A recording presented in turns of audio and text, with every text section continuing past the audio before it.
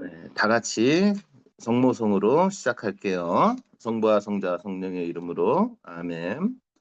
은총이 가득하신 마리아님 기뻐하소서. 주님께서 함께 계시니 여인 중에 복되시며 태중의 아들 예수님 또한 복되시나이다. 천주의 성모 마리아님 이제와 저희 죽을 때 저희 죄인을 위하여 빌어주소서. 아멘. 성부와 성자 성령의 이름으로 아멘. 네, 그 강의가 한 두 번, 세 번 시작됐을 적에 이 초대교회의 그 신앙인들이 어떤 삶을 살았는지에 대해서 좀 이렇게 알고 싶다라는 요청이 있었고, 그런 기획으로 사실은 오늘 내포 공동체에 대해서 좀 더, 좀 살펴보면서 초대교회 신앙인들의 공동체가 어떤 모습이었는지 여러분들한테 큰 그림을 그리는 시간이고요. 그 다음에 더불어 이존창 루도비코에 대해서 좀 살펴보는 시간이다 생각하시면 될 것 같습니다. 우리가 알다시피 서학이 우리나라에 들어왔죠. 그 중에서도 이 서학이라는 것, 즉 천주교가 우리나라에서 가장 활성화된 지역을 꼽으라면은 거듭 얘기하지만 내포 공동체이죠. 그래서 충청도 지역을 가르치는 것이죠. 어, 내포 지역은 그 교통이 편리한 해안 인접 내륙지대였기 때문에 외국하고 정보 교류가 활발할 수 있었던 지역이었다라고 말씀드렸고 또 양반부터 평문에 이르기까지 그 다양한 계층이 거주하던 그 지역이었죠. 이 지역에서 그 천주교 신앙이 받아들여지고 확산된 과정은 우리 한국 천주교회사에서 우리 영성사에서 매우 중요하죠. 특히 이제 내포 지역에서 활동한 대표적인 분은 이존창, 루도비코 곤자가이시고 이분은 오늘날 내포의 사도라고 불리우며 초국 한국 천주교의 시아터를 일군 인물로 평가됩니다. 이분은 그 평범한 양인 신분으로 태어나서 시작해서 지역 신앙 공동체를 이끌었고 궁극적으로 순교에 이르는 삶을 통해 영성의 본보기를 보여주신 분이죠. 오늘 강의한 강의는 내포 지역 천주교 확산의 역사 전개와 이존창의 역할 및 영성적 의의를 학술적으로 고찰하고자 하는데 초점이 있습니다. 조선 후기 내포 천주교의 형성과 박해 과정을 구체적으로 재구성할 거고 이를 통해 이존창이라는 인물의 생애와 신앙적 발자취를 조명하고자 합니다. 주로 1차 사료를 중심으로 내포 지역 천주교 공동체의 실상을 밝히고 이존창의 사도적 영성이 드러나는 그 부분들을 분석해 나갈 거예요. 이를 통해서 내포 교회의 역사에서 이존창 루도바코가 갖는 위의를 재평가하고 현대 그리스도인에게 주는 영적 교훈을 좀 찾아보고자 합니다. 내포 지역은 100년간 수많은 순교자를 배출한 지역으로 한국 천주교의 굳건한 토대가 되었다고 평가됩니다. 그만큼 이 지역 신앙사의 시발점과 핵심 인물을 연구하는 것은 한국 천주교회사의 전체 이해에도 필수적이죠. 이존창은 권일신 선생님, 또 이승훈 선생님 등 서울 중심의 초기 신자들과 달리 지방에서 활동한 지도자로서 한국 천주교 지방교회 형성을 상징하는 인물이죠. 그러나 그의 삶에는 반복된 박해와 배교라는 논쟁도 있습니다. 따라서 이존창의 이러한 인간적인 약점과 그리고 회개 그리고 순교에 이르는 여정을 살펴본다라는 것은 오늘날 중요한 의미가 있습니다. 그래서 저게 이제 이존창 루도비코라는 인물뿐만 아니라 내포 지역 공동체에 대해서 살펴보려면 어떤 1차 사료가 있느냐라고 봤을 적에 교회사적 자료는 좀 거듭 얘기하는 논쟁이 많죠. 그랬는데 역사적인 자료로 박종학 선생님이 쓰신 숙이라는 글이 있어요. 이 글은 정조대왕이 그 박종학이라는 분을 충청도 관찰사로 부임하시면서 이분한테 충청도 관찰사인 이분에게 그 당시 내포 지역에 있는 그 천주교인들의 활동에 대해서 이 조사를 하고 그것을 기록해서 조정에 올리도록 한 글입니다. 그래서 이 숙이라는 이 글을 보면은 뭘 볼 수 있느냐면은 그 당시에 이 정조대왕 때 또 신유박해 때 그리고 그 시점에 내포 지역 공동체에서 어떤 신앙 공동체가 형성됐는지를 명확하게 알 수 있는 중요한 1차 자료가 됩니다. 그래서 이 사료는 최근 장서각 소장본이 발굴되었고 아주 교회사를 연구하는데 아주 중요한 그 역할을 하는 그런 문헌이 되어 버렸어요. 그래서 이 수기라는 글을 이제 크게 세 가지로 요약을 할 수가 있는데요.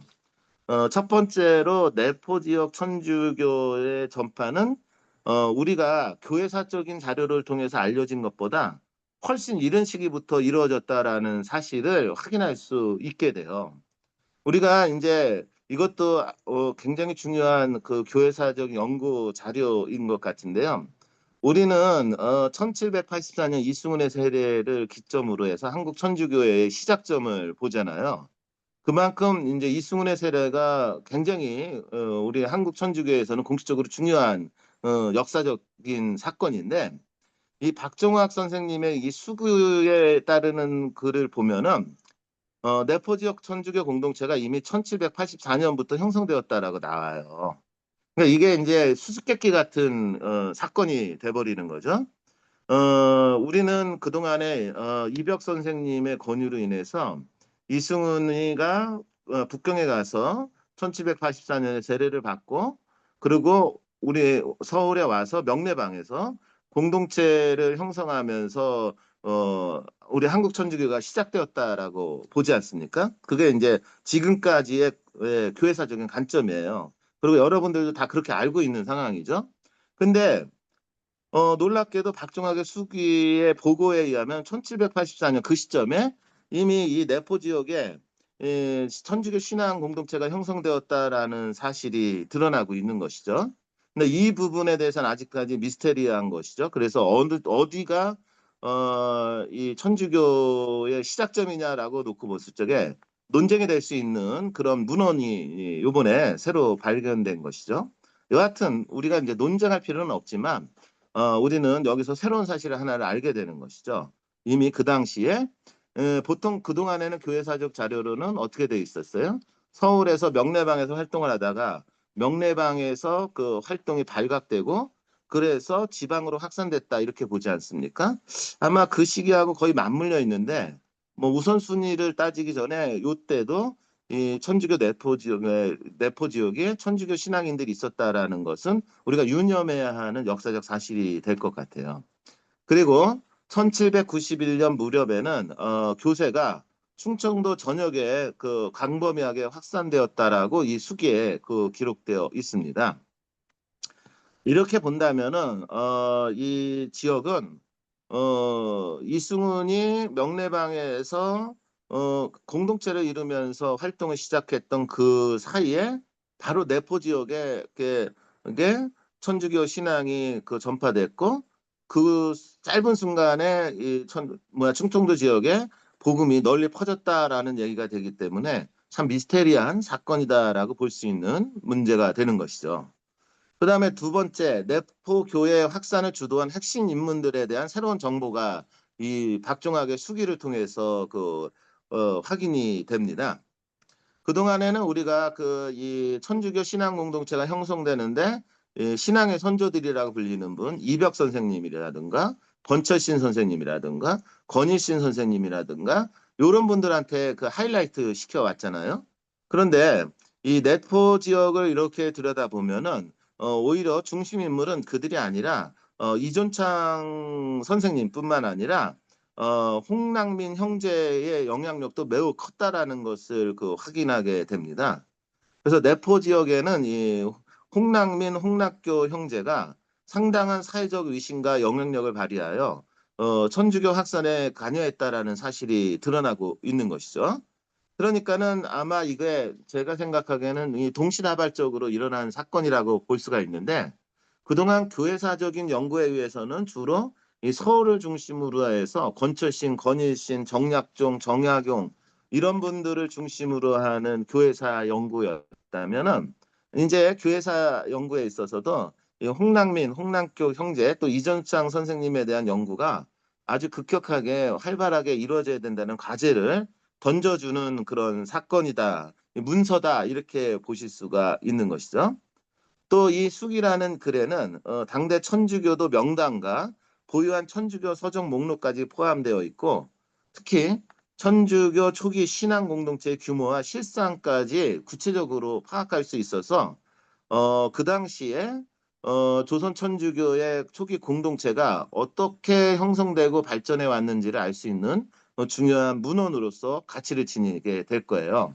그래서 이제 이게 아마 누군가는 박정학의 수기를 빨리 더 연구해서 이런 부분에 대한 예, 널리 알리는 그런 작업을 해야 되는 문헌으로 제가 이번에 확인했어요. 그다음에 세 번째, 정조가 천주교 확산에 대한 보인 대응은 비교적 온건하고 신중한 것이었다라는 거가 명확하게 박정학 수기에 나오죠. 그동안은 이것도 설왕설래 정조가 뭐 온건했다 또는 온건하지 않았다라는 입장이 있었는데 이 수기를 보면은 명확하게 정조대왕이 천주교에 대해서 굉장히 온건했던 또 신중했던 분이었음을 확인하게 됩니다. 수기에 따르면 그 정조대왕은 박종학을 통해 충청교도 내 천주교의 동향을 소상히 파악하고 있었으나 공식적 탄압력을 자제하며 비공식적 조치에 그쳤다라는 것을 확인할 수가 있게 돼요. 그러니까는 정조대왕은 이 천주교에 대해서 그냥 풍문으로 듣는 정도가 아니라 이미 1784년 이전부터 관심을 갖고 이 천주교에 대해서 정확하게 그 조사를 하고 있었다라는 것이죠.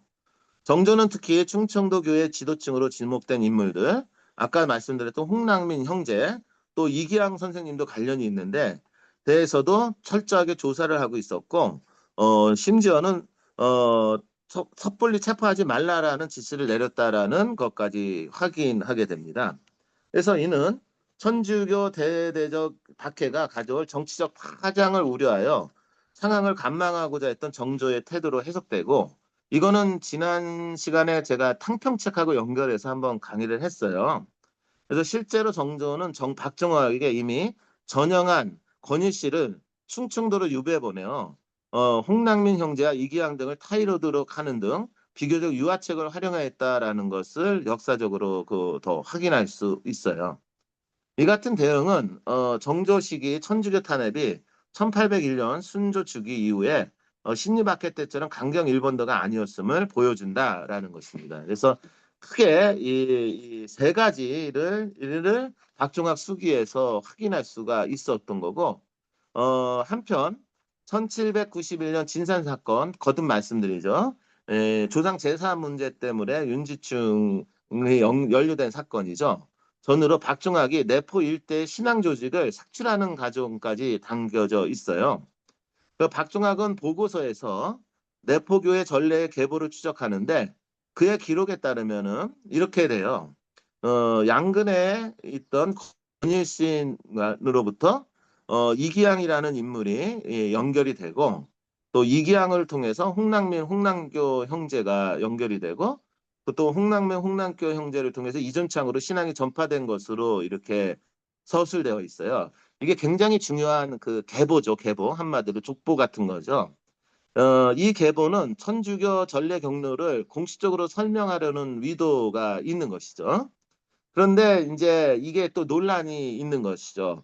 왜냐하면은 그동안 교회사적인 자료에 의하면은 이런 계보가 아니었거든요. 사실상으로는 오히려 교회사적인 자료에 의하면은 권일신하고 이존창이 동시다발적으로 신앙을 받아들인 걸로 나오고 있는 거예요.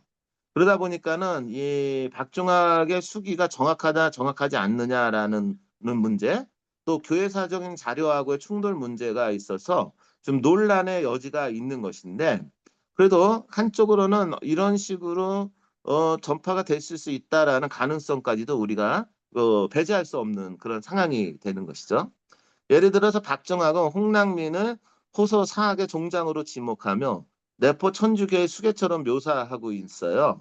이는 홍랑민 개인이 지역 향촌 사족으로서 갖는 일반적 영향력을 가장 투명한 측면이 있다라고 하면서 이 부분에 대해서 논란을 일으키는 학자들이 있는 것이죠. 근데 이것도 좀 앞으로 시각이 좀 교체돼야 될 것 같아요. 거듭 말씀드리지만 아마 서울 지역을 중심으로 하면 권일신, 권철신 이런 분들이 중심이었던 거, 정약종 이런 분들이 중심이었다라는 거가 맞는 거고요. 내포 지역은 홍랑민, 홍락교를 얘기하지 않으면 안 되는 거가 맞는 거예요. 근데 이제 그동안에 홍랑민, 홍락교라는 인물들에 대해서 우리가 그동안 잘 알리지 않을 뿐만 아니라 제대로 된 연구가 있지 않았다라는 측면을 좀 생각하면서 저 같은 경우에는 좀 연구를 해서 이것이 동시다발적으로 우리 신앙 공동체가 양쪽에서 형성되었던 것이 아닌가라는 그런 입장을 갖게 됩니다. 실제로 이전청의 입구 경로에 대해 반정 기록은 그가 이기양을 통해 신앙을 받아들였다고 하지만 박정학 자신의 편지 내용에는 이존창이 홍랑민 형제를 통해 입교했다고도 나타나고 있어요. 그러니까 이러한 시각 차이들이 있는 것이죠. 그래서 앞으로 계속해서 연구가 필요한 그런 문제적인 사료가 최근에 발견되었기 때문에 우리가 이런 점도 있구나라고 유념하시면 좋을 것 같다라고 말씀을 드려요. 여하튼 수기는 1791년경 내포 지역에 이미 수백 호에 달하는 신자 공동체가 존재하고 있었다라고 기록을 하고 있어요. 그러니까 놀라운 거죠. 1791년이에요. 그러니까 이 당시가 여러분들 다 알다시피 신앙 공동체가 갓 형성돼 갖고 어?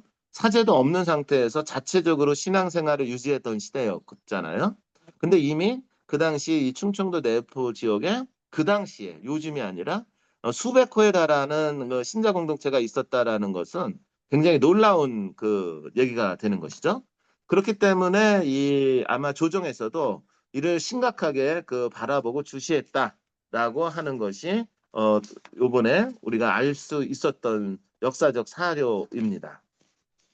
그 다음에 제가 또 재밌는 역사적 사료를 하나 또 이게 발견을 하게 됐는데, 그게 뭐냐면은 그 내포 지역에서 과거를 보면, 이제 작은 과거를 보면은 거기에 이 속가라고 하는 과거가 있는데, 그 과거에 합격한 인물의 명단이 기록되어 있는 사료가 그 있습니다. 그 사료를 뭐라고 하냐면 사마방목이라는 사료라고 얘기해요. 그래서 사마방목이라는 이 사료는 조선시대 생원, 진사시에 합격한 인물들의 명단으로서 특정 지역 출신 인재들의 배출 추이를 파악할 수 있는 역사적 사료입니다. 이 연구에 의하면 조선 후기의 내포 지역, 정확하게 얘기하면 충청남도 홍주모, 예산, 덕산, 명천 등지에 해당하는 이 지역에 사마시학교 입격한 인원의 추이가 나타나 있고 이걸 통해서 봤을 때 이 지역 향촌 엘리트들이 얼만큼 성했고 얼만큼 세였는지를 확인할 수 있는 자료라는 것이죠. 이 자료와 방금 말씀드린 좀 박정학의 수기를 이렇게 덧붙여서 살펴보면은 이 내포 지역이 어떻게 어떤 구조, 어떻게 형성되어 있는지를 확인할 수가 있게 돼요. 그래서 이걸 좀 비교해 봤는데요.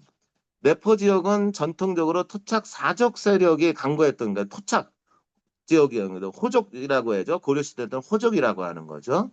토착 사족 세력이 강고했던 지역으로 18세기 후반에도 여러 가지 과거급자제를 배출하여 지방 지배력을 유지하고 있었던 세력인 것이죠. 그러니까 오늘날 같이 대한민국이라고 해서 중앙 집권적인 성격을 갖고 있었지만 실질적으로 그 각 지역마다는 그 지방의 그 토족 세력들이 오히려 왕 역할을 했지 않습니까?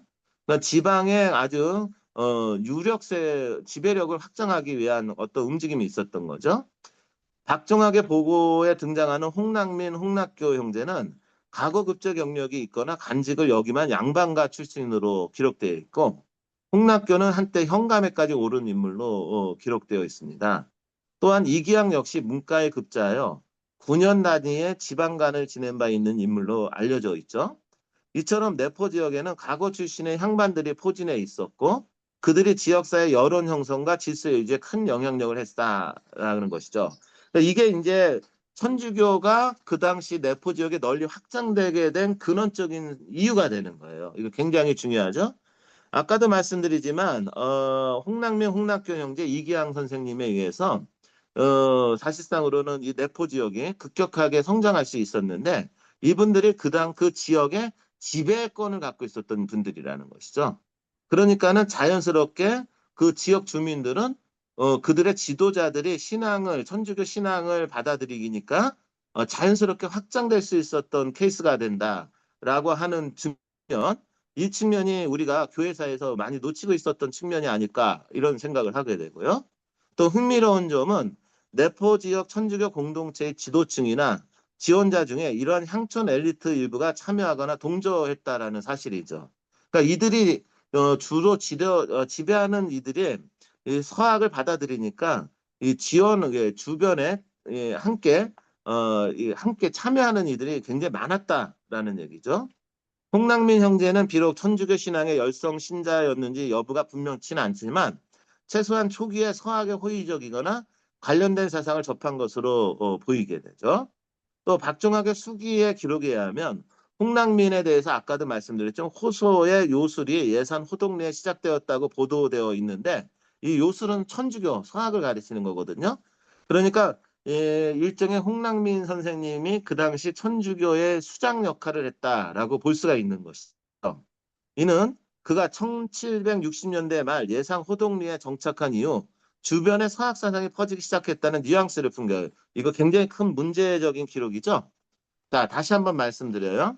그동안 한국 교회사에서는 1784년을 기점으로 했고 그 이전에 이벽 선생님의 하이라이트를 시켰죠.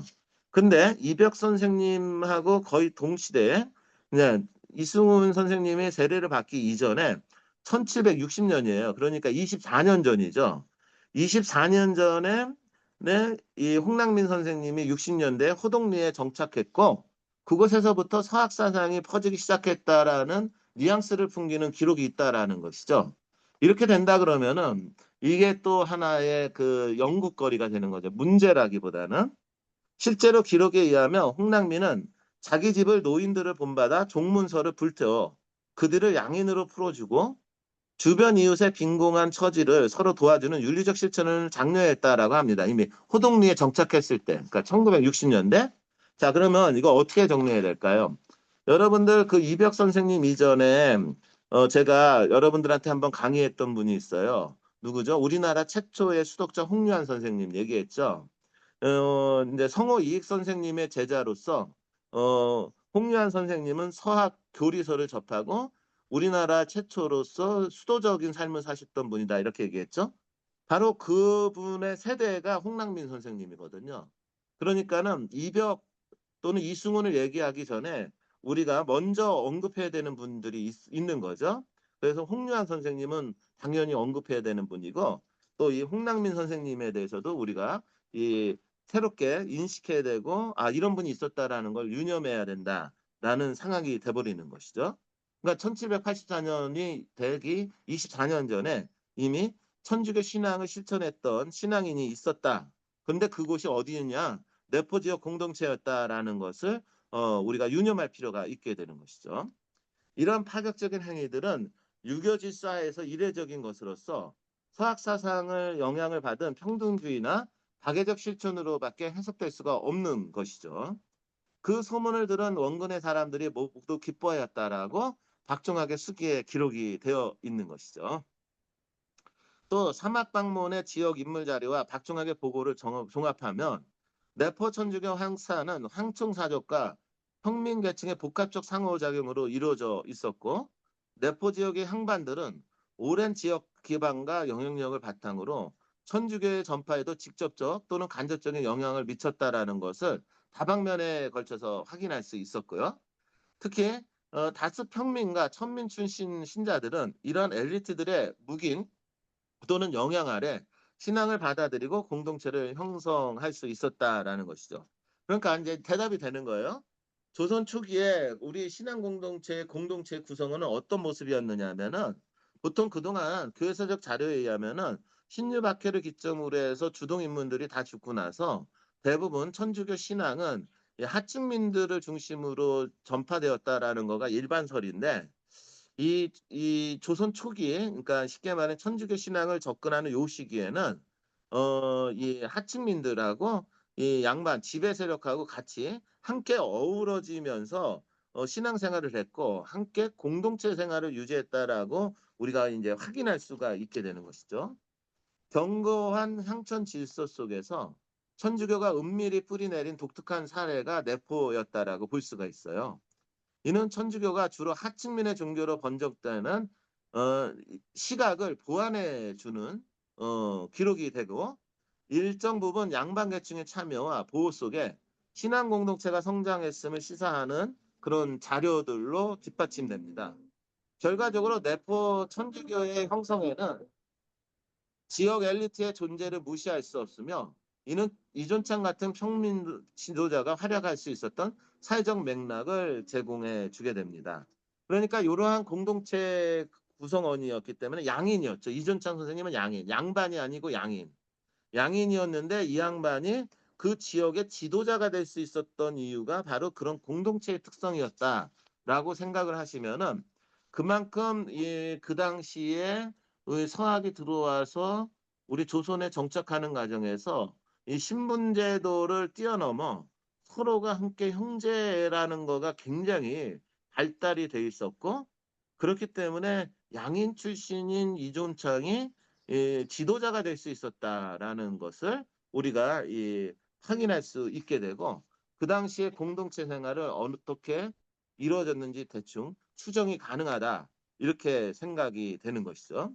이게 이제 두 가지 역사적 사료인 거예요. 한국 교회사적 자료를 보면은 좀 한쪽 방향으로 흐르는데, 이 역사적 사료를 이를 활용하면 이렇게 확인할 수가 있게 돼요.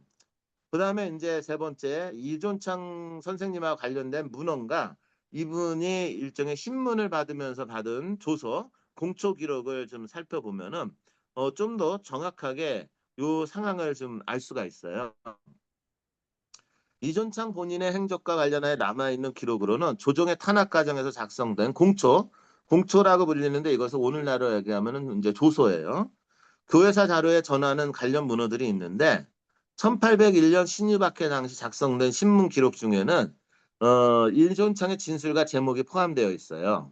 일성록이라는 책 글에는 이렇게 나와요. 1801년 2월의 기사에 이존창은 충청도의 정교한제로 공주에서 차명에 처해졌다라는 언급과 함께 그가 몇 차례 체포되어 홍주, 공주 등지에 옥에서 고문을 받고 배교를 강요되었다라는 내용이 전해집니다. 이러한 공식 기록은 이존창이 간원에게 요주 인물로 여겨져 거듭 탄압의 대상이 되었음을 보여주는 것이죠. 한편 교회 측 자료로는 한국 천주교회사 연구자들이 발굴한 편지나 회고로 순교자 열전 등이 있는 것이죠. 특히 19세기 프랑스 선교사 달레의 한국 천주교회사에는 이존창의 순교 이래와 관련된 전승이 간략하게 소개되어 있고요. 현대 교회사 연구자들의 논조에도 그의 생애에 관한 분석이 실려 있어요. 예를 들어 차기진의 연구에서는 이존창이 순교 직전 6번 칼을 맞고서야 목이 떨어졌는데, 시신을 수습할 때 보니 머리가 목에 다시 붙어 있었다라는 일종의 기적에 대한 증언들이 있는 것이죠. 그러니까 이게 실제로 있었다 없었다라는 게 중요한 게 아니고요. 이 사람에 대한 기적에 대한 증언이 있다라는 얘기는 이 양반이 그 당시에 세상에 미치는 영향력이 굉장히 컸다라는 것을 얘기하는 것이죠. 그만큼 이존창 선생님이 한국 천주교회사에서는 없어서는 안 된 굉장히 중요한 그 가치를 지닌 인물이었다라는 그런 모습으로 표현된다라고 볼 수가 있는 것이죠. 그래서 여러분들 그 교회사 자료에서 이 양반이 6번 칼을 맞았는데 목이 떨어졌는데 다시 목이 붙었다라는 것은 사실이냐 사실이 아니냐라고 믿는다라는 것은 그건 아무런 가치가 없는 거예요. 여기서 거듭 말씀드리지만은 중요한 건 이분이 그만큼 영향력이 컸기 때문에 이런 이야기가 전해진다라는 것으로 봐야 되는 거죠. 또 다른 흥미로운 문헌 기록으로는 이존창이 한때 배교한 후 자신의 잘못을 크게 뉘우쳤다라는 내용이 담긴 자료가 있어요. 우리가 알다시피 주문모 신부님 제가 강의 시간에 했죠. 1795년 입국한 중국인 주문모 야고보 신부가 전한 이야기에 따르면 주문모 신부님은 이존창을 만나 이렇게 얘기했다고 합니다. 그렇게 많은 죄를 범하고도 자격 없이 성사를 행하였으며 그대로 배교로 교우들에게 나쁜 본을 보였다면서 엄하게 꾸짖었다고 하는 것이죠. 그러니까 교회사적인 자료에서는 이제 이 부분을 좀 많이 하이라이팅 시켜서 이준찬 선생님의 그 가치를 좀 많이 이렇게 다운시켰다 이렇게 볼 수 있어요. 이 대목은 이존창이 배교 이후에 다시 교회 활동을 시작하며 죄책감에 시달렸고 성직자로부터 회개의 훈계를 받았음을 뜻하죠. 실제로 이존창은 주문모 신부로부터 혼인성사와 고해성사를 받았고 자신의 잘못을 통회하였다라는 전언이 있습니다. 그래서 이제 초기의 교회사 연구가들은 이렇게 배교한 인물에 대해서는 그렇게 가치를 두지 않았던 거죠. 그런데 앞에서 그 살펴본 그 자료들을 통해서 그 내포 지역 공동체를 이렇게 살펴보면 이존창 선생님이 없었으면은 그 당시에 이 내포 지역 공동체가 그렇게 발전할 수 있었는가라는 질문을 던져야 되는 것이고 이렇게 이존창 선생님에 대해서도 우리가 이 새롭게 재조명해야 되는 숙제를 그 안게 되었다라고 생각을 하시면 돼요. 그래서 이제 요 정도면은 이제 내포 지역 공동체가 어떤 구성이 있었고 어떤 삶을 살았는지 대충 추론할 수가 있게 되는 것이고요. 그러면은 그 내포 지역 공동체의 중심 인물이었던 이존찬 선생님은 어떻게 우리가 바라봐야 되는지를 이제 좀 살펴보면 우리 강의가 이제 되는 것이죠. 이존찬 선생님은 1759년경에 태어나셔서 1801년 신유박계 때 돌아가시죠. 거듭 이야기하지만 이번은 양인이었기 때문에 큰 힘을 갖지는 못했었는데 앞에 홍락교, 홍락민 이런 분들에게 중용이 되면서 이 지역의 중심 인물이 되시는 것이죠. 여러분들 아시지만은 여사울 공동체, 여사울 얘기 많이 들어보셨죠? 충청남도 예산군 신안면 여사울이라는 마을에서 태어나신 분인 거예요. 그래서 집안은 비교적 유복한 편이었으나 신분상으로는 양반이 아닌 양인이었던 분이죠. 일부 기록은 그의 출신을 평민의 자손으로 또 다른 기록은 천민 출신으로까지 언급하고 있어 논란이 있지만 젊은 시절 이미 학문을 연마하고 당대 남인 계열의 저명한 학자가 교류했다는 점에서 볼 때 몰락한 양반이거나 향반 간에 가까운 집안일 가능성으로 제기되는 여러 가지 논쟁이 있어요. 근데 이제 거듭 말씀드리지만은 뭐 수기라든가 이런 공식 국가 기록에 의하면은 양인으로 보는 것이 타당한 것이죠. 실제로 이존창은 1770년대 중반 경상도 출신의 남인학자, 우리가 너무나 잘 알고 있는 권철신 선생님의 문화에서 수학을 했고, 권철신은 이미 서학에 관심을 가진 지식인이었고, 그의 동생 권일신 역시 훗날 천주교 핵심 인물이 되었던 인물이죠. 그래서 권철신 선생님과 권일신 선생님의 인연이 있었다라는 것은 분명한 것 같아요. 이존창은 교회 창설 이전부터 서학 사상과 접촉할 수 있는 인적 교류망의 일부에 속해 있었던 셈인 것이죠. 1784년 이승훈의 영세와 더불어 조선의 천주교 신앙 공동체가 태동한 거고 이건 오늘날의 입장인 거예요. 이존창도 곧 이 흐름에 가담하였다라고 했는데 이것이 이제 같이 동시에 이루어졌다 이렇게 보는 게 좋죠. 그는 한국 천주교 창설 직후 한양의 핵심 신자였던 권일신으로부터 교리를 배워 영세를 받았다라고 나와 있죠. 근데 이게 지금 기록이 지금 계속 상충이 되고 있어요. 그러니까 교회사적 자료하고 박정학 수기의 자료가 상충이 돼서 혼동이 될 수가 있는데 두 가지 관점을 우리가 다 이렇게 보는 것도 중요해요. 이로써 평범한 유교 지식인에서 신앙인을 거듭하는 전환점을 맞이했죠. 세례명은 루도비코 곤자가로 전해졌고 그는 신앙인이 된 후 자신의 삶의 지향을 완전히 바꾸게 됩니다.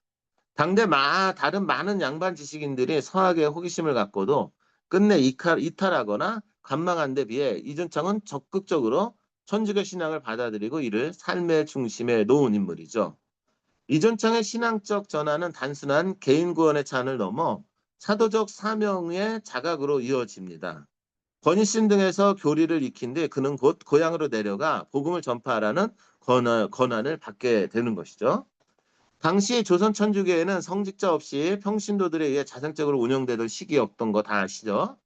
열성 신자들은 각자 주변의 교리를 전하고 신자 공동체를 조직하는 힘쓰고 있었고 이존창은 자신의 고향인 어떻게 해요? 예산 여사울로 내려가는 것이죠. 거기서 복음을 전하기 시작하였고 이는 그가 신앙을 지식으로만 받아들이지 않고 실제 종교 활동을 옮겨 실천하기 시작했음을 보여주는 것이죠. 또한 이존창은 이교 비교적 이른 시기에 교회 지도층 일원으로 부상하였는데 요때가 이제 쉽게 말하면 홍낙민, 홍낙교 형제하고의 관계 이렇게 보는 것이 맞는 것이죠. 1786년경에는 서울 신자 공동체 내에서 가성직 제도가 시행되었을 때 그는 평신도 출신이지만 잠정적으로 신부 역할을 맡은 인물입니다. 그래서 이 양반은 신부 역할을 하면서 이제 돌아다니면서 이제 쉽게 말하면은 세례성사를 베푼 분인 것이죠. 이존창은 약 1년에서 2년간 평신도 성직 제도하에서 사제 역할을 했던 것이죠. 그래서 여기저기 돌아다니면서 세례를 베풀고 신자들을 돌봤다. 여기서 이제 주로 이분이 세례를 베푼 곳은 내포 공동체인 것이죠. 이러한 모습은 그의 신앙 지식과 덕망이 초기 공동체에서 높이 인정받았음을 증언하는 것이고, 비록 교회법적으로는 유한 성사는 집전할 수 없었지만 이 경험은 그에게 사목적 열성과 책임감을 더욱 키워주는 계기가 되었던 것이죠. 그래서 아까도 말씀드리지만 이준창 선생님은 일종의 내포의 사도와 같은 분이다라고 평가할 수 있는 분이다 이렇게 보는 것이죠. 자, 그러면 좀 더 구체적으로 내포 지역 천주교 공동체의 모습과 형성 또는 사회적 맥락들을 좀 정리하면서 다음 논리로 좀 넘어가면 좋을 것 같은데요. 이전창이 본격적인 정교 모델을 선택한 충청도 내포 지역은 당시 천주교 신앙의 뿌리내리기에 몇 가지 유리한 조건이 있었어요. 첫째로 내포는 서해로 통하는 포구들과 접한 내륙지대로 상업과 교통의 요지였다라는 거. 사람과 정보의 왕래가 많아 새로운 사상 전폐가 용이했다. 그러니까 사람들이 왕래를 자유롭게 할 수 있으니까는 어떤 내용을 전하기가 쉬웠다라는 것이죠. 둘째, 이 지역에는 앞서 언급한 대로 토착 사족층의 영향력이 강하게 유지되고 있었고, 동시에 중앙에서 밀려난 남인 계열의 인사들이 권일신 선생님 이때 여기 왔죠. 낙향하여 학문 활동을 했던 것이었기 때문에 자연스럽게 이 서학이 잘할 수 있었던 토양이었다 이렇게 보는 것이죠. 셋째, 내포 지역의 주민들의 경제 기반은 농업과 상업에 걸쳐 다양했는데 특히 예산 홍지 등에는 비교적 부유한 상민층이 있었다는 거예요. 그러니까 이 상인들은 여기저기 이 장사를 하러 돌아다니지 않습니까? 그러니까는 이제 천주교 공동체를 형성하는데 물적인 토대뿐만 아니라 자유로운 토대가 될 수가 있었던 것이죠. 특히 이존창 선생님은 가정이 경제적으로 여유가 있었기 때문에 이존창 선생님의 지배에서 이 공동체가 크게 확산될 수 있었던 거점 역할을 했다. 이런 측면도 볼 수가 있는 것이죠. 여하튼 다시 이런 측면을 생각하면서 이전창이 고향으로 돌아가 종교 활동을 시작한 요 1785년 무렵부터 내포교우촌에 싹이 트기 시작했는데 그의 복음 선포를 통해 예산을 비롯한 인근 아산 지역 당진 등지에서 새 신자들이 속속 생겨납니다. 그러니까는 이존창 선생님을 통해서 아산 또는 당진 쪽에도 신앙인들이 생긴 거죠. 이존창의 집이 있는 예산 여사월 마을은 자연스럽게 내포 신자들의 중심지 역할을 하게 되고 교우들은 여사월에 모여들어 함께 신앙을 공부하고 미사를 한 거죠. 가짜 미사. 또 기도하고 신앙 토론을 벌이고 이종찬의 집은 날로 늘어나는 신자들의 집회소이며 순례자들의 숙소가 되었다라고 기록이 되어 있죠. 당대 기록에 따르면 여사월 공동체는 권상현 베드로, 건희 야고보 형제, 김진우 피오, 박치등 라우레시오 등 몇몇 지역 신자 지도자들의 헌신 아래 활발히 유지되었고 이 중 건씨 형제는 지방 양반 출신으로 알려져 있고 김진우, 박치등 등은 평민 또는 천민 출신이었어요. 그러니까 굉장히 신분을 상관하지 않고 모여서 같이 신앙생활을 했다라는 것이죠. 즉 내포교우처럼 몇몇 양만, 많은 양 평민들 그리고 주변 하층민들로 구성된 신분 초월적 공동체였고 이는 천주교 신앙이 지닌 보편주의 사상, 평등 사상을 정확하게 보여주죠. 내포 지역 내 신앙 전파 경로를 구체적으로 보고 나면 이게 굉장히 중요한 역사적인 가치가 지닐 텐데요. 먼저 당진의 건씨 일가를 통해 시작된 신앙의 불씨가 권상현을 얘기하는 거예요. 예산 아산 방면으로 퍼져나가고 이게 이제 이 신앙이 전파되는 경로가 되는 거예요. 그러니까 기존에 이제 내포 지역이 있었고 여기에서 이존창 선생님을 통해서 당진으로 또 당진에서 예산 또 아산으로 신앙이 퍼져나간 거죠. 아울러 홍주목 관할 내 몇몇 마을에도 교우촌이 형성되고 이는 홍랑미 형제처럼 영향력 있는 이사가 자신의 거주지 주변 사람들 천주교를 권유한 결과였고 아까도 말씀드렸죠. 지방의 토촉 세력들이 신앙을 받아들이면서 신앙이 널리 전파되었다라는 것이죠. 그래서 박정학 조사 보고서 수기에 의하면 예산의 호동리, 홍주의 박축동 등의 초기 전파 거점으로 또 기록이 되는 거예요. 그러니까는 이제 여사울도 중요한 거점이 되지만 예산 호동리 또 홍주의 박축동 등의 초기 전파 거점이 되고 앞서 언급했듯이 권일신에서 이기양, 홍랑밑, 이존청의 계보가 여기로 이어지는 거죠. 당진, 예산, 아산 이쪽으로 연결되는 연결망으로 연결되고 예산 호동리, 홍주 박축동 등이 연결돼 있다. 이렇게 보는 것이죠. 실제 역사에서는 이러한 계보 관계가 엄밀하진 않을지라도 서울, 경기 출신 신자가 지방 하국 관료를 가르치고 그가 향촌 양반 홍랑민에게 전하고 다시 지방 평신도 지도자 이존창으로 이어졌다라는 큰 흐름을 보여주는 것이다라고 볼 수가 있는데 이는 앞으로 좀 더 큰 흐름으로는 이렇게 되는데 요거에 대한 좀 더 세부적인 거는 아까도 말씀드린 좀 더 따져볼 필요가 있는 것이죠. 이는 천주교 신앙이 사회적 위감망을 따라서 수직적으로 전파된 측면도 있음을 보여주는 것이죠.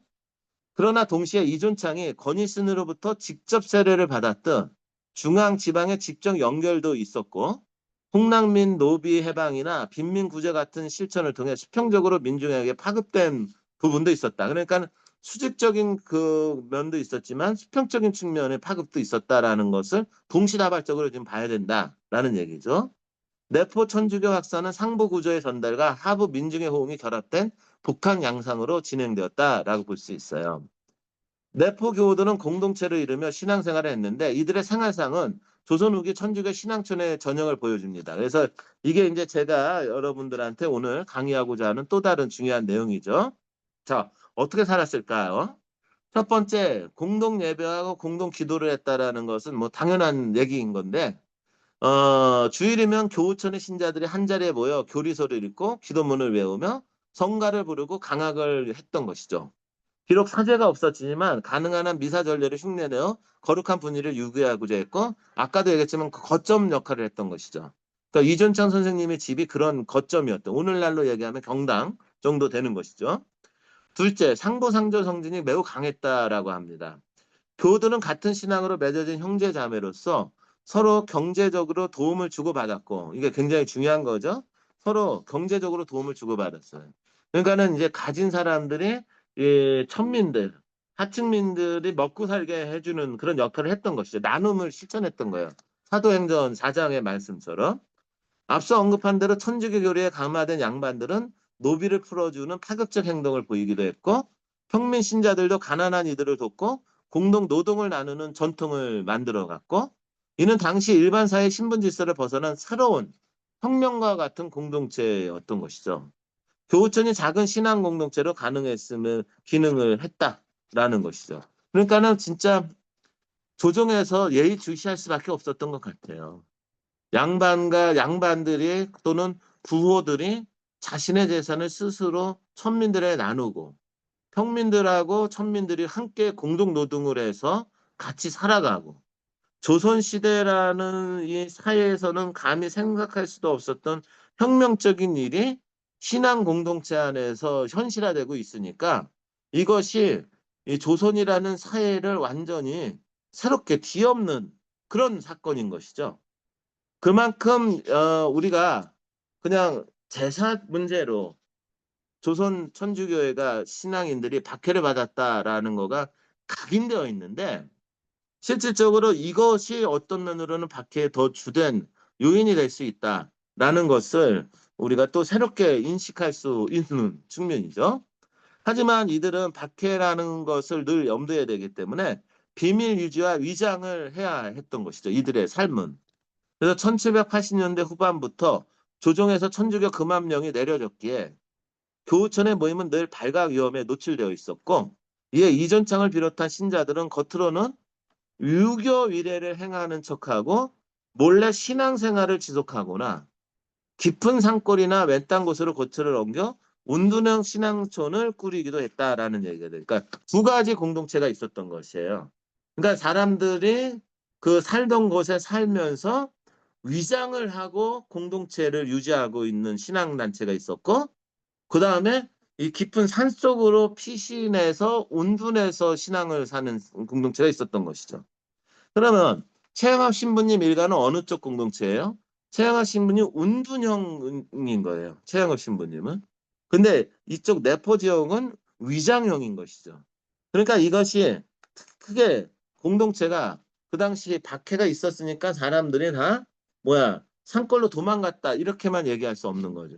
두 가지 형태가 다 있었다라는 것도 우리가 이 내포 지역 공동체의 모습을 통해서 확인할 수 있고, 실제로 1791년 박해 이후 이존창과 많은 신자들이 한때 홍산 등으로 이주하여 비교적 눈에 덜 띄는 곳에 공동체를 재건하려고 한 맥락도 이런 맥락에서도 연결될 수 있는 것이죠. 또 내포 일대의 전통 사족들과 일반 민중들은 천주교 공동체의 복합적인 반응을 보였는데, 초기에는 홍랑민처럼 사부족 일부로 신앙을 호의적으로 지켜보이거나 참여하였으나 진산 사건 때문에 이제 문제가 되는 것이죠. 그래서 양반 등이 많이 등을 돌리게 되죠. 하지만 박종학 조사 보고서에 나타난 것에 보면은 밀고와 갈등은 이를 반영하고 있고, 일부 향촌 엘리트는 천주교 신자들을 사이비 무리로 규정하고 간에 밀고하여 포상을 받으려 했다라는 기록도 나와 있습니다. 반면 평민들과 하층민 상대수는 교우천의 동조적이었고, 노비 신분 해방이나 신빈민 구제 같은 구체적 실천은 일반 백성들에게 천주교 신자들에 대한 호감을 불러일으켰고, 새로 입교하라는 사람들이 많이 생성되었다라는 것이죠. 그러니까 무슨 얘기냐면 진산 사건은 주로 누구한테 영향을 미쳤냐라는 것이죠. 양반들한테 영향을 미친 거예요. 오히려 진산 사건 때문에 평민들하고 신앙이 흔들린 건 아니었다. 이렇게 볼 수가 있는 것이죠. 여하튼 이를 우려한 지방간들은 내포 천주교의 영향력이 원근에 알려져 사람마다 기뻐한다는 상황을 심각하게 받아들였고, 정교 활동을 막기 위한 주동자 색출에 나서기도 했다라고 하면서 이 당시에 그 내포 지역 공동체가 어떤 모습이었고, 그 공동체 안에서 이존창이 어떤 역할을 했는지를 좀 간략하게 이렇게 먼저 이렇게 살펴봄으로 인해서 우리가 초기 신앙 공동체의 모습을 좀 살펴본 케이스가 돼버리는 것이죠.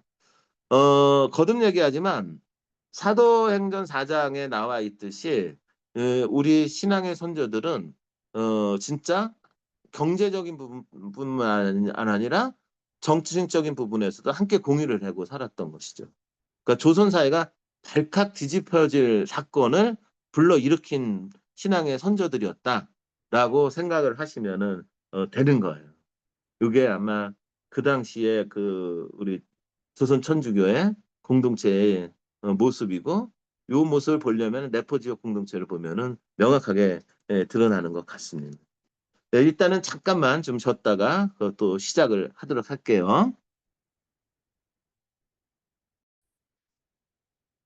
네, 이제 이존창이라는 인물에 좀 포커스를 맞추면은, 이종찬 선생님은 거듭 얘기하면 지도자로서 여러 가지 활동을 하시는데요.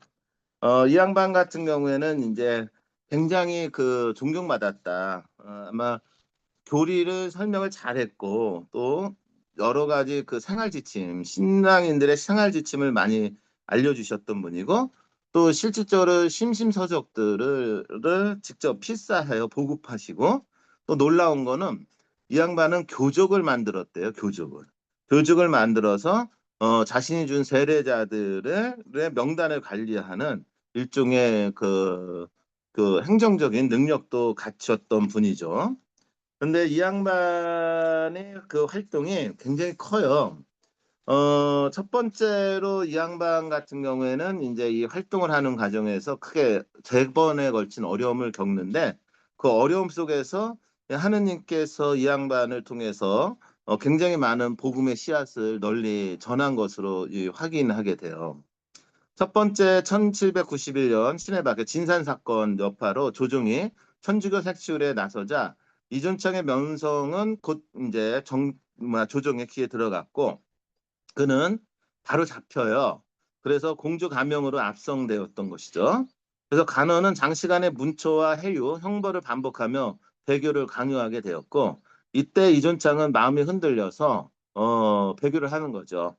천주교는 요술에 불과합니다라고 신앙을 부정하는 말에 이르게 되고 그래서 이제 이 양반을 평가절하할 수 있는 부분을 여기에 두고 있는 것이죠. 중요한 건 거듭 말씀드리지만 이러한 배교를 했다라고 해서 이들이 신앙을 버렸다. 이렇게 단정 짓는 건 너무 흑백 논리다. 이는 신앙인 이준창의 깊은 내적 상처를 남겼겠죠. 다행히 그는 이 배교로 목숨을 건져 풀려났으나 곧바로 자신의 나약함을 뼈저리게 뉘우치고 회개하였다라고 합니다.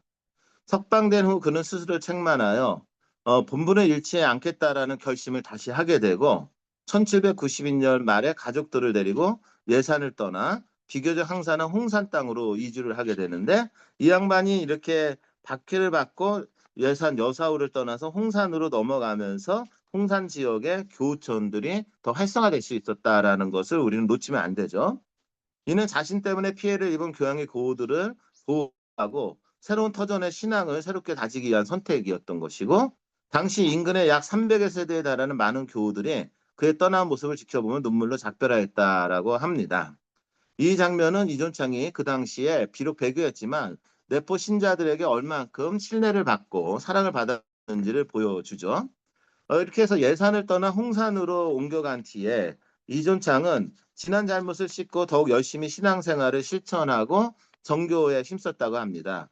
가족과 동료 교우들을 모두 잃는 고통을 겪었지만 그는 이를 세속적 집착을 벌이는 성화의 계기로 삼았고 홍산에서는 기존 내포 지역에서 피신온 신자들을 규합하고 또 가까운 전라도 경계 지역으로까지 발길을 넓히게 됩니다. 이게 여러분들 전라도로 복음이 전파하는 과정이 보여지는 거예요. 충청도에서 전라도까지 연결이 됩니다.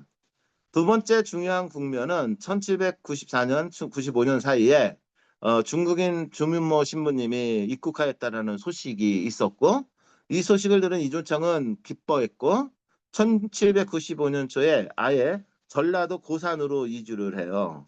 보세요. 당진, 그러니까 충청도 예산, 그래서 홍산, 그 다음에 전라도 고산으로 갑니다. 이는 훗날 주문모 신부가 지방을 순방할 때 머무를 비밀 거처를 미리 마련하는 의도였다라고 합니다.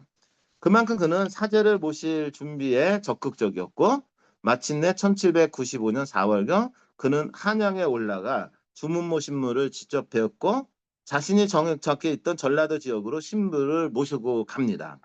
이로써 내포 출신 신자들과 전라도 일부 신자들은 비로소 사제를 통해 성사를 보고 미사를 드리는 은총을 누릴 수 있었어요. 여정을 한번 생각해 보세요. 이준창은 서울에도 사람이 있었고 내포 지역에도 사람이 있었고 특히 여사오를 중심으로 활동을 했고 홍산에서 살면서 공동체를 돌봤고 다시 전라도 고산으로 갔고 그러면은 요 이준창 선생님의 이러한 이 흐름이 뭘까요? 주문모 신부님의 여정하고도 연결이 되는 거죠. 매칭이. 그러나 이러한 행복도 오래가지 못합니다. 1795년 윤희을 등 신자들이 북촌의 밀집한 외교인 집에서 부활절 미사를 거행하다 발각돼서 박해가 일어나는데 이것을 을묘 박해라고 합니다.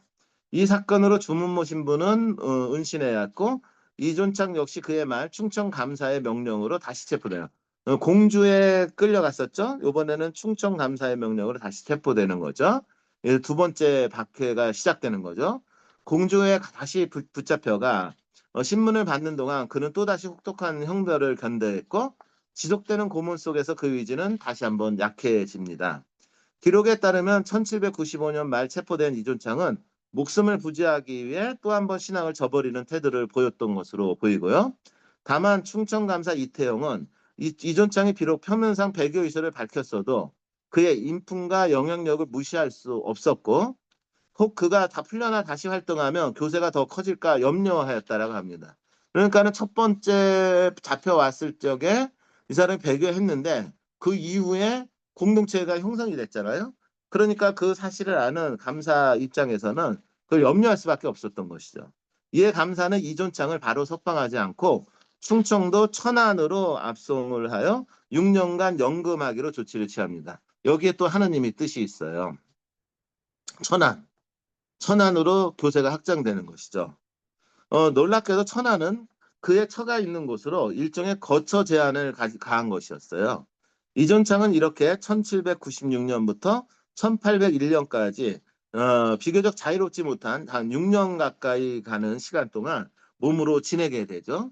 이 기간 동안 그는 외부 정교 활동을 할 수 없었지만 대신 내적으로 더욱 깊은 회개의 시간을 보낼 수밖에 없었고 앞서 언급했듯이 1799년 6월경 충청남도 이태영이 도내를 순시하며 배교 여부를 점검하자 이존창은 공개적으로 자신의 배교 입장을 재확인하기도 하는 세 번째 배교 사건도 벌어집니다. 이는 그가 최소한 간원 앞에서는 천주교와 인연을 끊은 듯이 행동하였음을 보여주죠. 하지만 그의 마음속 신앙의 불씨는 꺼지지 않았습니다. 그는 속지 않은 심장으로 조용히 기도와 단식을 지속했고 언젠가 다시 찾아올 신앙 증거의 순간을 예비하고 있었다라는 것이죠. 그리고 이 신앙을 증거할 기회가 드디어 오는 것이죠. 그것이 바로 1801년부터 시작된 신유 박해가 돼버리는 것이죠. 충청도 가나도 일제히 과거 기록을 들춰가며 신자 색출에 나섰고 이미 요주인 인물로 기록되어 있던 이존창은 1801년 음력 2월 1일 경 체포되어 공주 감형에 다시 압송됩니다. 그러니까 공주 감형에 세 번 압송되죠. 이번에도 그는 혹독한 문초와 형벌을 받았고 일부 기록에 따르면 그는 처음에는 이전 배교 서역을 내세우며 자신은 이미 교를 버렸다고 주장했다고까지 하는데 그러나 이미 여러 증거와 밀고로 그의 신앙 재개 사실이 탄로난 마당에 그런 주장도 통할 리가 없었던 것이죠. 게다가 그는 차츰 각오를 다지며 자신의 신앙을 숨기지 않게 되었다고 합니다. 급기야 최후 신문에서 그는 천주교 신자임을 스스로 자백하였고 동년 3월경에 사형 판결을 받게 되죠. 그러니까 신리박해 때 조선법도에 따라서 해도정법 즉 죄인의 본거지에서 처단하라는 명예에 의거해서 그는 서울이 아닌 공주로 이송되어 형을 기다리게 되죠. 그리고 1801년 4월 10일 공주 감형 앞 형장에서 이종창 루도비코 곤자가는 참수형을 받아 순교하였고 이때 나이가 42세 또는 49세로 기록이 됩니다. 그러니까 출생 연도가 그 당시에는 정확하지 않았기 때문에 이렇게 해석이 되는 것이죠. 그래서 거듭 말씀드리지만은 이승훈 선생님도 배구했기 때문에 좀 평가가 절하됐고 또 이존창 선생님도 배교했기 때문에 평가가 절하됐고 이것이 일반론이었는데 이거는 이제 진짜 고쳐져야 되는 시각인 것 같아요. 그래서 이존창의 배교와 해석 이존창의 삶에서 특기할 만한 것은 그가 여러 차례 배교의 굴욕을 겪었다는 점과 최후에는 순교로 생을 마감했다는 사실이죠. 이는 언뜻 보면 상반된 행적처럼 보이게 역사적으로는 신학적으로 다양한 해석이 제기되어 왔습니다. 따라서 이 부분에서는 이존창의 배교 사건들의 진상 원인을 좀 살펴보고 그의 순교가 지니는 신학적 또는 영성적 함의를 좀 따져보는 시간을 갖는 것이 매우 중요하겠죠. 앞서 살펴본 대로 이존창은 최소 3번 이상 공식적으로 신앙을 저버리는 선언을 했어요. 이런 배교의 직접적인 원인은 말할 것도 없이 극심한 육체적 고문과 죽음의 공포였죠. 조선 조정은 천주교 신자들의 의지를 꺾기 위해 곤장 또는 형틀, 주리를 틀기 등 가증 형벌을 가했고 가족과 재산을 빌미로 협박을 했어요. 인간적인 약점을 지닌 이존창이 이러한 상황에서 순간 굴복한 것은 충분히 이해할 수 있는 것이죠.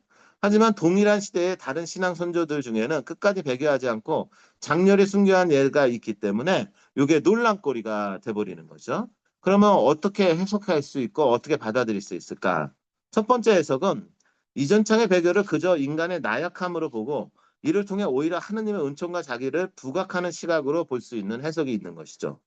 즉 베드로가 예수를 3번 부인했으나 나중에 교회의 반석이 되었듯이 이존창도 처음에는 연약했으나 회개의 눈물을 통해 정화되어 결국 순교의 영광에 이르렀다라고 해석할 수 있는 것이죠. 이 관점에서 그의 배교는 결코 최종 실패가 아니었으며 오히려 더 큰 성화를 위한 통가위래 아시죠? 예. 어떤 것이 성숙하기 위해서 거쳐야 되는 아픔을 얘기하죠. 실제로 그는 매번 배교 후 깊은 뉘우침으로 하느님께 돌아왔고 더 큰 헌식으로 속죄하고자 노력했습니다. 교회는 교회 성사의 원리에 따라 어떤 큰 죄라도 진정으로 통회하면 용서받을 수 있음을 가르치죠. 이전창의 삶은 바로 그러한 하느님의 용서와 인간의 회개의 가능성을 보여주는 증거로 해석하는 것이 첫 번째 해석이죠. 또 다른 해석은 이존창이 배교를 선택한 데에는 단순한 공포 이상의 전략적 고려가 있을 수 있었다라는 것이죠. 아까 말씀드렸죠. 이 양반이 배교하면서 끝이 아니라 이게 예산에서 홍산으로 또 전라도 고산으로 이런 식으로 이게 복음이 전해지지 않습니까? 일각에서는 그가 교회의 생존과 미래를 자신의 목숨을 보존해야 한다고 판단했을 가능성을 제기합니다.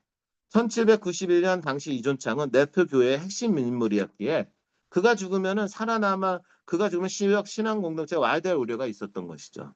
따라서 그는 차라리 입으로만 배교하고 살아남아 교회를 돌보는 길을 택할 수 있다라는 추측이죠. 실제로 그의 첫 배교 후 내포 교회는 유지 발전되었고 그는 이후 주문모 신부 영입 등 더 큰 일을 해내죠. 이러한 맥락에서 이전창의 배교를 교회를 위한 교육 주책으로 이해하려는 시도도 있습니다.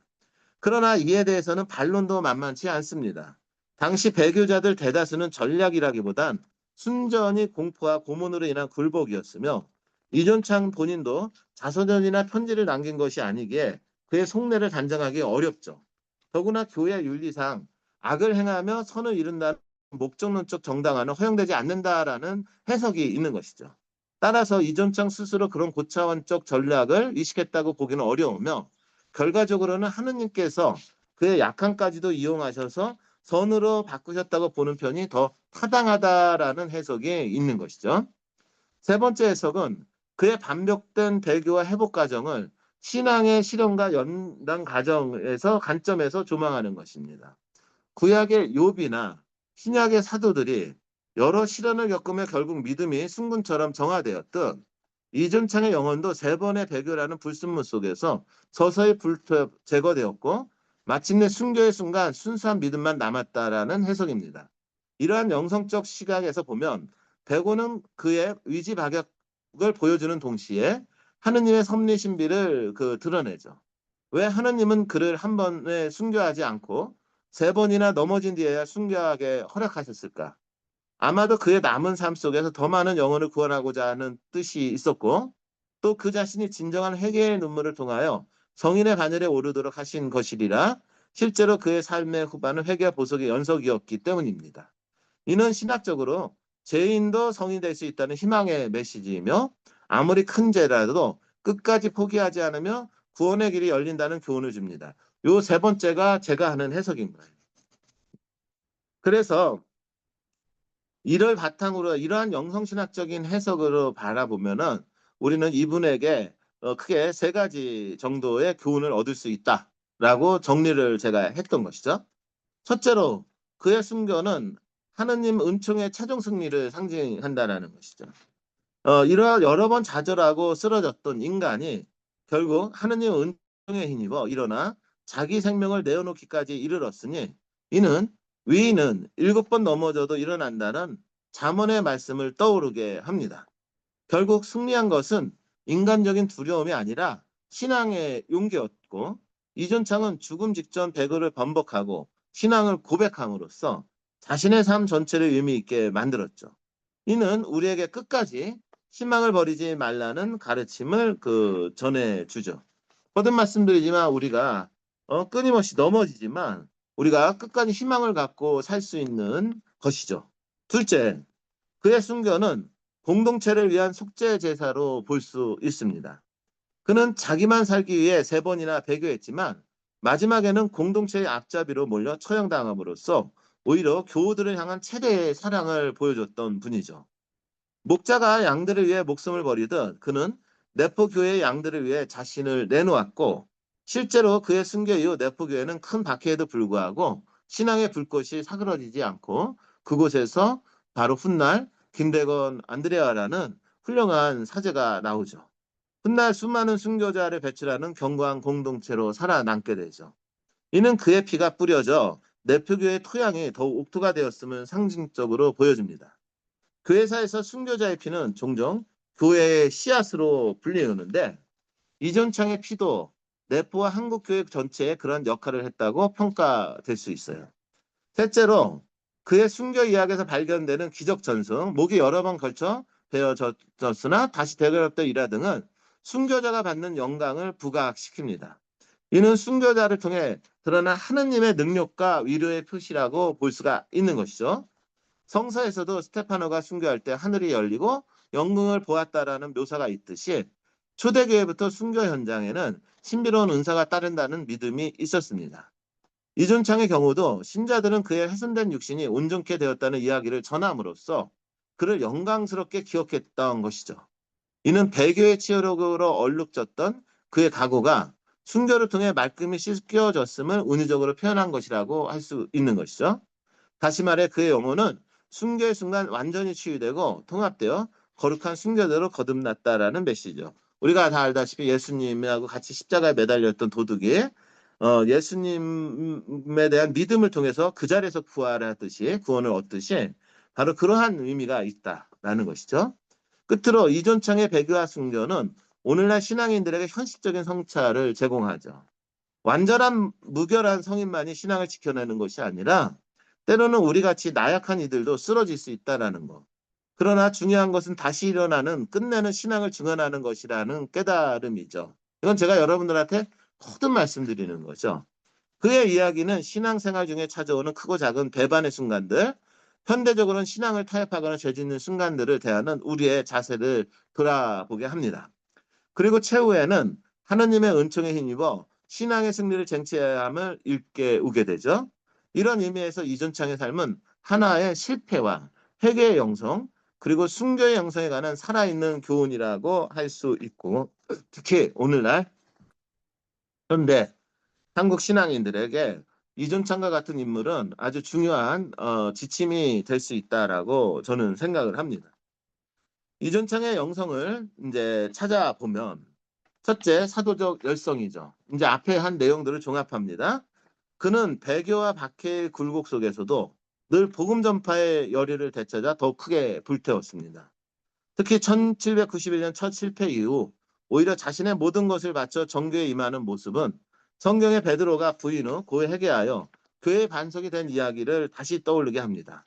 이존창은 자신의 약함을 인정하면서도 하느님의 자비를 믿고 다시 일어선 영혼이었죠. 이러한 열정은 그로 하여금 위험을 무릅쓰고 신부를 맞이하고 교우들을 위해 헌신하도록 이끌었던 것이죠. 둘째, 겸손과 회개의 영성입니다. 그는 지도자의 위치에 있었지만 자신의 여러 번 실족함을 늘 겸손하게 뉘우쳤고 주문모 신부에게 호된 꾸중을 들었을 때 이를 교만을 경계하는 하느님의 음성으로 받아들이고 참여합니다. 평생 3번이나 배교의 오명을 쓴 인물이었으나 바로 그 실패로 인해 누구보다 겸손히 자기 성찰을 거듭한 사람이다라는 측면에서 우리한테 중요한 영성적 의미를 던집니다. 세 번째, 희생적 사랑과 공동체 정신이죠.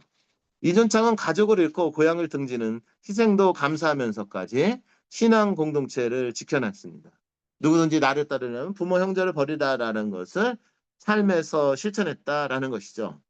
박해 속에서도 교우들을 대신해 자신이 나서고 또 연금 상태에서도 주변 신자들을 돌본 것은 형제적 사랑 없이는 불가능한 일이었죠. 그는 스스로 죄인이라 낮추었지만 교우들은 그를 아버지처럼 따랐다라고 전합니다. 마지막으로 순교적 영성이죠. 그는 최후의 자신의 피로 신앙을 증거함으로써 일생의 영성을 완성합니다. 이전창은 처음에는 순교의 잔을 피했으나 결국에는 그 잔을 들이켰습니다. 교회는 순교를 신앙의 완성으로 간주하며 피 흘림을 통해 가장 완벽한 증언을 한다고 봅니다. 이전창의 경우 그의 순교는 단순히 개인 구원의 완성이 아니라 내포 교우들을 위한 속죄양적 희생의 성격이 있었다고 해석할 수 있습니다. 예수님이 우리를 위해서 대신 속죄양이 되셨듯이 이 속죄양적 희생양이 될 수 있었다라는 것이죠.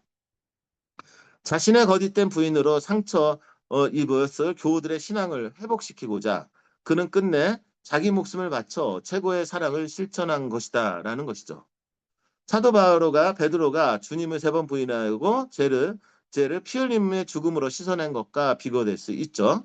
실제로 전해오는 증언에 따르면 이전차의 참수 당시 비극적인 기적담이 전해지죠. 아까 얘기한 그 얘기죠. 신자들은 이 일을 두고 그의 순교가 하느님의 보시기에 얼마나 귀하고 거룩한 것인지에 경탄하며 기록에 남겼던 것입니다. 물론 역사적으로 검증되기 어려운 이야기지만 그 의미는 영적입니다. 즉 비록 수차례 넘어졌으나 마침내 순교의 간을 씀으로써 온전히 하느님께 결합되었다는 상징적 표현으로 순교적인 영성으로 정리할 수 있어요. 정리하면 이전창의 선교 활동은 헌신과 좌절, 회복과 희생의 연속이었습니다. 그는 네포 지역 교회를 일군 가정에서 인간적인 약점도 드러냈지만 그것마저도 하느님의 섭리 안에서 은총의 계기로 승화시켰습니다. 그의 영성은 살아생전 공동체 영성에 쏟은 열정과 사랑으로 구현되었고 죽음에 이르러서는 순교로 절정에 달했습니다. 이러한 영성적 모습은 초기 한국 천주교 평신도 영성의 특징을 잘 보여줍니다. 즉 평신도 지도자 영성, 곧 성직자 없이 신앙 공동체를 세우고 자신의 피로 그 신앙을 지켜낸 희생적 영성의 전형이라고 할 수가 있습니다. 그래서 이제 이 결론은 이제 앞에 있는 내용을 제가 이렇게 정리를 해갖고 어, 어, 마무리를 한 것이죠. 그래서 재미있었던 것은 뭐냐면 박종학 선생님의 수기라는 기록이 나오면서 어, 새로운 사실들이 지금 밝혀지고 있고 그리고 우리가 그동안에 이 순교 영성하면 주로 배교하지 않고 과감하게 그 목숨을 바친 분들의 하이라이트 되어 있다면 이전창 선생님과 같이 끊임없이 그 배교하면서 하느님의 섭리에 의해서 또는 은총에 의해서 그 배교하는 과정을 통해서 복음이 널리 확산됐던 그 모습도 우리가 좀 주목해야 하는 그런 측면이고 그 다음에 전반부에서 제가 강의했듯이 공동체 그 당시에 그 신앙을 받아들였던 신앙인 공동체가 어떠한 삶을 살았고 어떤 구조로 살았는지를 확인할 수 있었던 그런 내용들을 이 박종학 선생님의 수기라든가 이런 문헌들을 통해서 좀 확인할 수 있었고 정말로 이 조선이라는 시대에 이 천주교가 들어와서 얼만큼 그 이 큰 영향력을 사상적으로 미쳤는지를 좀 확인할 수가 있게 되는 것이죠. 그러다 보니까 우리가 이제 이 서학이라는 거가 있고 동학이라는 개념이 있지 않습니까? 이 서학의 정신과 이 동학의 정신이 굉장히 뭐라 그럴까 서로 유사하게 맞물리는 장면들이 있거든요. 그랬을 적에 이 우리나라 역사를 좀 바라볼 적에 이 부분에서도 좀 새롭게 조명해 볼 필요도 있고 이러한 관점으로 우리 이 신앙, 우리 천주교라는 신앙을 바라봤을 때 오늘날 우리 한국 현대인들이 어떻게 신앙생활을 해야 될 것인지 다시 한번 생각해 볼 필요가 있는 것이죠. 거듭 얘기지만 이들은 조선이라는 그 엄격한 그 신분제 사회에서 어? 수직적인 질서가 강조되는 세상 안에서 정말로 평등한 사회, 누구나 다 같이 함께 형제, 자매로 살아가는 그런 사회를 꿈꿔왔었고 그것을 이루기 위해 헌신했던 사람들, 이런 종교적인 측면을 떠나서 사회적인 측면, 정치적인 측면에서 우리가 믿는 신앙을 이해하고 지금 이 세상에 내가 어떻게 그 신앙인으로서 살아야 하는지 다시 한번 확인할 수 있었던 그런 내용이었다. 이렇게 보는 거고요. 결국은 이존창뿐만 아니라 이벽 선생님도부터 이존창 선생님에 이르기까지 다 그런 정신은 공통되어 온 것 같아요. 그래서 그 평가라든가 논쟁이라든가 이런 것들이 매우 다양하지만 이 한국 명성 초기 신앙의 선조들의 그 이야기를 통해서 바로 그런 측면, 지금 말씀드린 측면이 매우 중요하다라는 것을 다시 한번 확인했던 그런 시간이었던 것 같습니다. 이렇게 해서 죄송하게도 제가 공부를 많이 한다고 했지만 뭐 그렇게 뭐 풍족하고 뭐 정돈된 건 아니었지만 그래도 이런 식으로 해서 신앙의 선조들에 대해서 좀 살펴보고 여러분들의 삶에 조금이라도 도움이 되기를 하는 원하는 강의가 일단은 마치게 되고요. 다음 강의는 저번에 이제 제가 그 강의 계획서에서 보내드렸듯이 인간 내면에서 일어나는 여러 가지 심리적인 그 영적인 또는 위학적인 또는 병리학적인 그런 문제들을 좀 이렇게 살펴보면서 여러분들이 그런 문제들 상황에 접근했을 적에 어떻게 영성적으로 접근해 나가야 되는지 그 다양한을 한번 영성 신학적으로 좀 찾아보는 강의를 7월 달부터 새롭게 시작을 하게 됩니다. 다시 한번 한국 영성 강의를 이렇게 함께 해주신 모든 분들에게 정말로 감사드리고요. 7월부터 하는 강의 또 관심 가져주시고 또 함께 해주시면 감사하다라는 말씀 드리도록 이렇게 하겠습니다. 그래서 여러분들 모두 진심으로 감사드립니다. 그리고 오늘은 제가 이게 바뀌라 그 오늘 한 강의는 좀 내일 정도에 제가 다시 정리를 해서 유튜브에 올려서 링크로 걸어드리고요. 다음 강의 안내를 했더니 저기 뭐 읽을 수 있는 참고 문헌을 좀 소개해달라는 분들이 있어서 그것도 함께 정리해서 안내해 드리도록 하겠습니다. 여러분들 날 뜨거워지고 있고 더워지는데요. 건강 관리 잘 하시고요. 7월 달에 그 뵙도록 하겠습니다. 다 같이 마침 기도할 거고요. 개인적으로 나누실 얘기가 있는 분들은 남아주시면 될 것 같아요. 성부와 성자와 성령의 이름으로 아멘. 영광이 성부와 성자와 성령께 처음과 같이 이제와 항상 영원히 아멘. 성부와 성자와 성령의 이름으로 아멘. 예, 모두 감사하고 고생하셨습니다. 녹음 끄겠습니다.